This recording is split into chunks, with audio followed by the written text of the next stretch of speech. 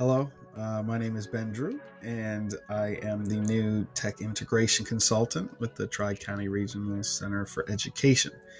So I thought something I could do in my role, and just to kind of introduce you guys to me, is once in a while send you a video, maybe through the memo, or randomly post throughout the year with different kind of tech tools that are helpful or interesting that you can either use for yourself, for your productivity, or to help teach outcomes to students and help them learn through more tech.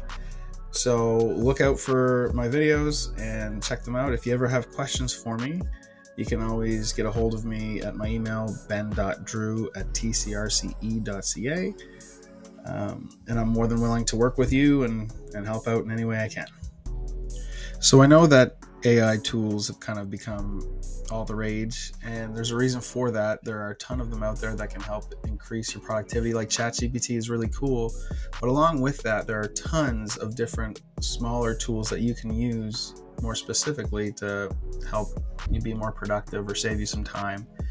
So I'm going to introduce you to 3 of them today that help you learn, help you gather information quickly. So the first one here is going to be Summerize.tech. It's a really quick AI tool to summarize any video off of YouTube that you want. So maybe you're trying to figure out, is this something I want to see? Does it pertain to what I'm trying to teach? But you don't want to watch the whole thing at first if it's not going to be useful. All you have to do is go on to YouTube. So here's the documentary, BBC, favorite moments. You just copy the link and then paste it into Summerize.tech. And this is in real time. It will summarize the video and break it down into 5-minute increments. So it does a general overview. This video showcases a compilation of stunning moments of the BBC, etc., from resilience of hippos to playful dolphins. And you can see more. And this is where it actually breaks it down in 5-minute increments. So you can actually just go through and see, like, oh, at the 15-minute mark, there's a mother whale and her calf are encountered in a pod. And it shows aggression towards the new calf, putting it at risk. So like maybe you're teaching oceans and you want to show this behavior. Like, okay, then you can go back and check out that section of the video and see if it is good for you. So next up we have ChatPDF. Okay, chatpdf.com.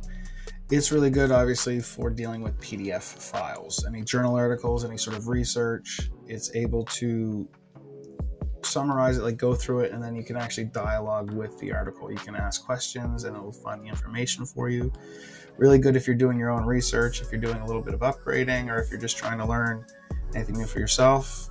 Obviously, it's helpful for students as well. If you ever try to put a PDF into ChatGPT, it talks about how it can't access specific documents, etc. But ChatPDF does it really well. So here I have an article about the SAMR model, which is a way to incorporate tech into your classroom. And I want to summarize it. So you can drop the actual PDF file, or you can do it just from a URL that I've copied. And then boom. So you hop in here. It gives you example questions to start. So like, what is the SAMR model and how does it apply to learning? Can you provide examples of them learning activities that fall within each blah, blah, blah. So if you hit those, so it gives you some examples. And what's nice is it also highlights within the article, like where that comes from. Okay, so this section 5 here. So it's a really good way that you can dialogue with your article. So I even said, like, can you summarize this article in 3 sentences? And then it does. So that's a really helpful tool if you're ever doing some reading, some research, or if your students are as well. Lastly, I want to show you something called Wisdolia. And it works as a website or as a plugin for Google. And what it does is a little different, but it'll take PDFs, articles, or YouTube videos, and it will generate questions out of them. And then it's a great way for learning, testing yourself on the material that you're learning, or giving you some ideas. So for instance, the same PDF that we had before, if we put in that, So then you get questions based on the article, and then you can answer them. So you can hit answer. Obviously there's a spelling mistake. So what you got right. So it tells you what you got right, and then it gives you some more information on it. And then you can go next to the next question.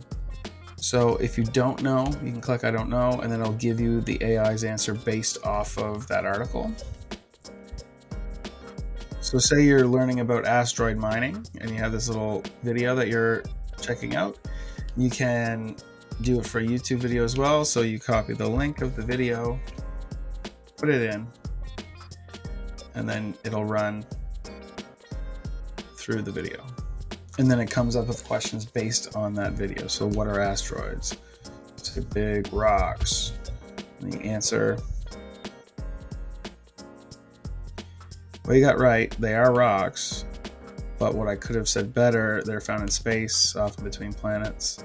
So it's nice that way that it can recognize your answer. It can say, yeah, you got that part right, but there's more to it. The other nice part of this is that it actually exists as an extension.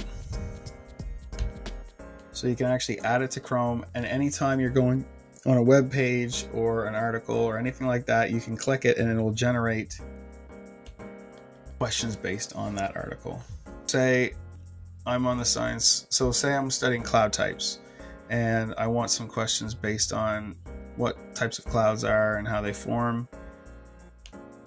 If you go to your Wisdolia on this website, it will scan through the website and create questions. So how are clouds classified? So I see here based on shape and height. You correctly identified that clouds are based on their shape and height, also classified by their unique characteristics, etc. So it's basing the questions off of this website. So there are 3 tools that you can use to help boost your productivity, to help you sift through information more quickly, and to help test yourself and evaluate material. So if you have any questions, remember you can reach out to me, and I'm more than willing to help you with whatever technology questions you have. So one final thing about these AI programs, as awesome as they are trained off of all the information that's put into them. So it's important that we don't use our students' work with these AI programs because it's their intellectual property. We're not supposed to be sharing any of their thoughts or feelings or any personal information about our students, whether it's an essay or a journal entry. The AI will train on all the information given to it, so we're not going to help train the AI based on our students' work. So it's really important, and it's best practice to only use these programs with sources from the internet, but not your students' work. All right, see you in the next one.